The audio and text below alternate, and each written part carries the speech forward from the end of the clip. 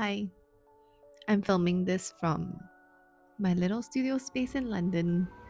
My table is a mess, and there are so many thoughts in my head, so I thought I would quickly film it down. I did the first painting for my series, and I've called it maybe the final stage of healing is to be an artist. I'll show you what the painting looks like. So here's what the painting looks like. It's basically a scene from last weekend when I was at Alexandra Palace with my friend Louisa. We went to a textile art exhibition called Knit and Stitch Festival, and there were tons of stores just selling like cloth and ribbons, and Louisa was gonna try out a sewing machine because she said it's like a car, and so you have to try it before you even buy it, which makes sense. I don't know anything about sewing.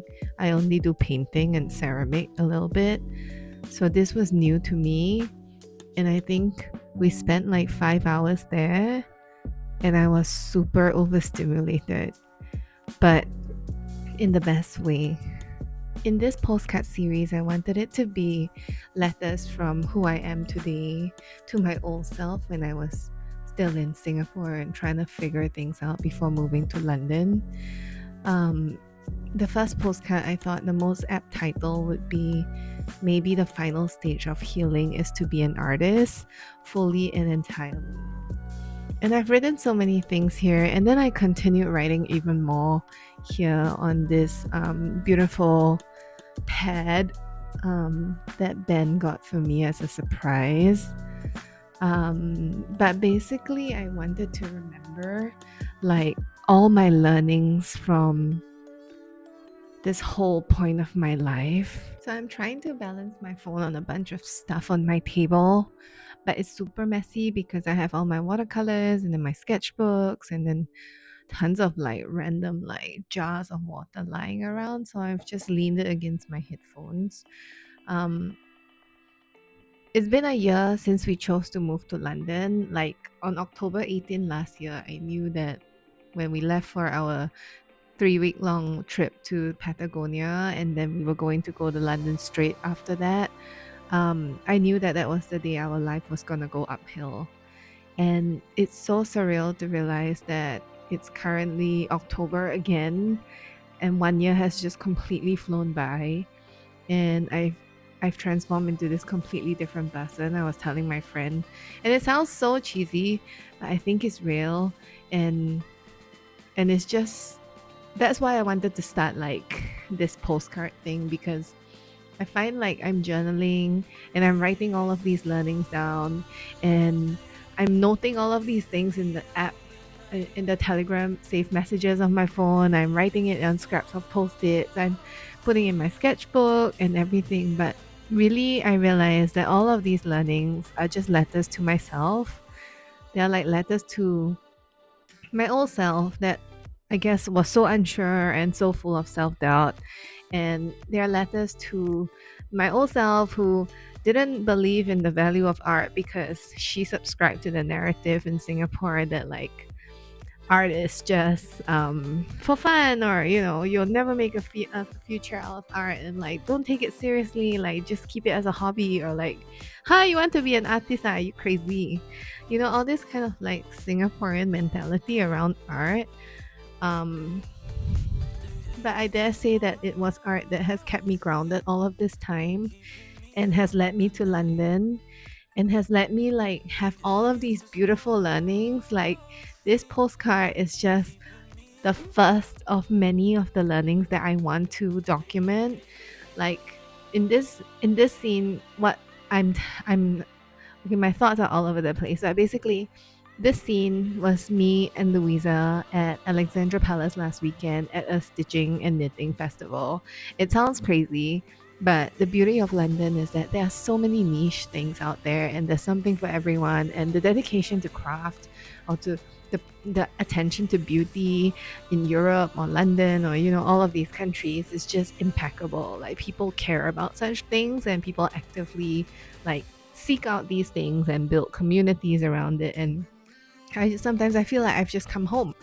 I mean, it's so cheesy and like, yeah, I I just want to record this down because I don't want to forget it.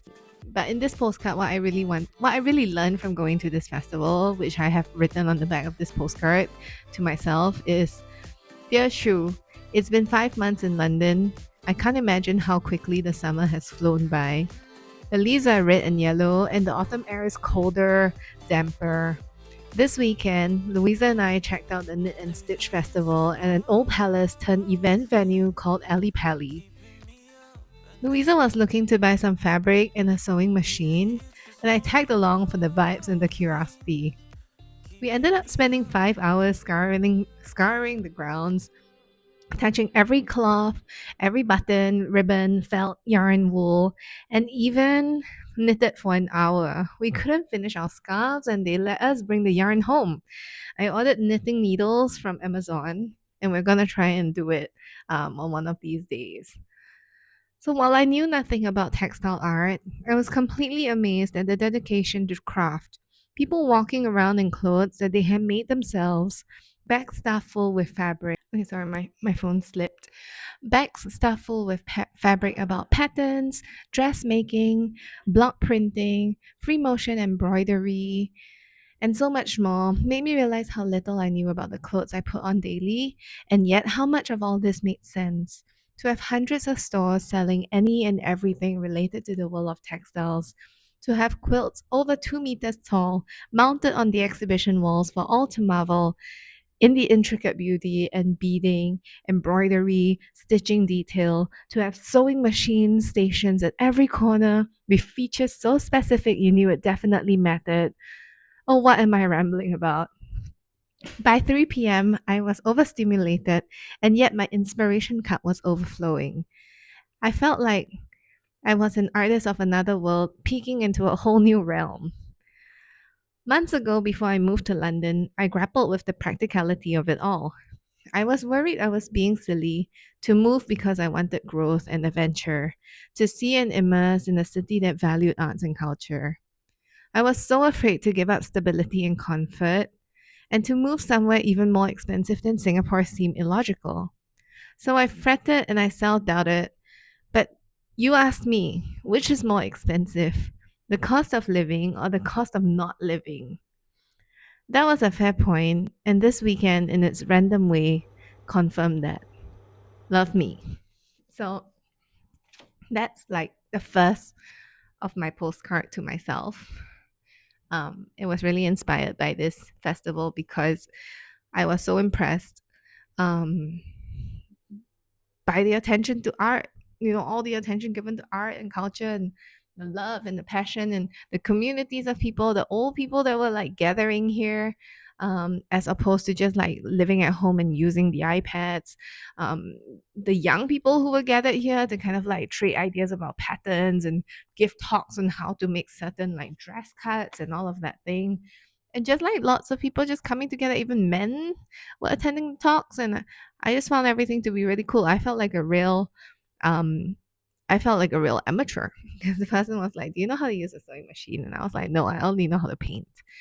Um, but yeah, I guess my point about this rambly video, the first of its kind, is that maybe all of this like attention to art after it has been neglected for so long, taking it seriously, falling in love with my art, actually liking the stuff that I make, believing in the value of my art, or like going to workshops and really like just being a learner again and just being okay to not have the perfect style or detail or everything.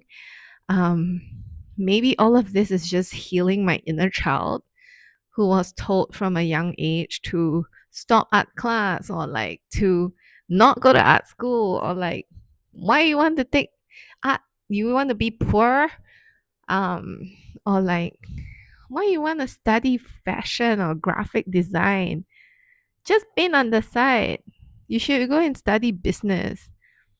All of these crazy things, I guess, they were practical advice. One time I even met my current partner's friend for the first time years and years ago. And he said, "Why you want to study art? You want to be poor?" Ah?" And this guy was the same age as me. I still see him every now and then at social gatherings in Singapore. I never forget these things because you never forget what people make you feel, right? How they make you feel. But all of these years and years of like belittling of something that really enchanted my soul and filled me up to the brim, I think coming to London is the final stage of healing. It's for me like just finally doing what I need to do for me. Um, and just like it because everyone else is going to tell you an opinion on how you should live your life. But at the end of the day, you're the one living it. So you can listen to people who tell you that you should you should work in finance, you should do this kind of role, you should do this, you should live in this country, you should spend all your money on investments, you should use your free time and learn coding or AI agent building or something like that. Don't spend it on painting. You can listen to all of these people tell you how you should live your life. And I have. But at the end of the day, don't forget that you're the one living your life. And I think for a long time, I forgot that. And it made me feel so miserable. I felt so unseen. I didn't believe in myself. I didn't dare to kind of like take art seriously. Um, and it was only in recent years that I kept pushing against the grain because I was like, I've done everything that people told me I should do. I've worked in those kind of companies that they tell me I should work in and I should just be happy. I should go for promotion. I shouldn't care so much about like every other thing. But at the end of the day, that was their life. It was their life experience. It was their aspiration and their dreams. But it wasn't mine. And so at the end of the day, I guess what I want to say, I want to wrap up, is that being an artist or like leaning into the whole art thing for me is the final stage of healing. And I'm seeing it more and more with the people around me. Like, we laugh at art, we say literature is stupid, books are outdated, everything can be video now, you know, when you listen to a podcast and all of this. But at the end of the day, no matter how many AI generated images we do, or how many of these, like, you know, little summary podcast that we do, it's the words and the art that will ground us. And it's these things that will show us who we are. And, you know, it's that very act of like creating, the very act of like crafting, using your hands, and then sharing your love for your craft with others that really makes us who we are.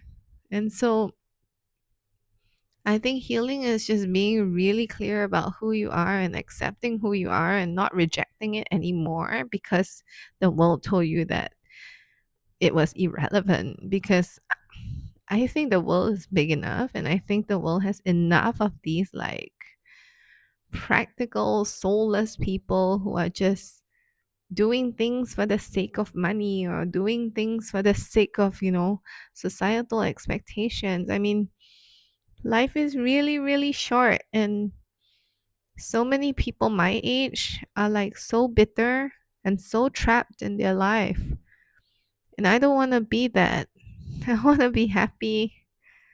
I want to have a fulfilling life. My parents worked really hard and they lived their life so that I could live mine. So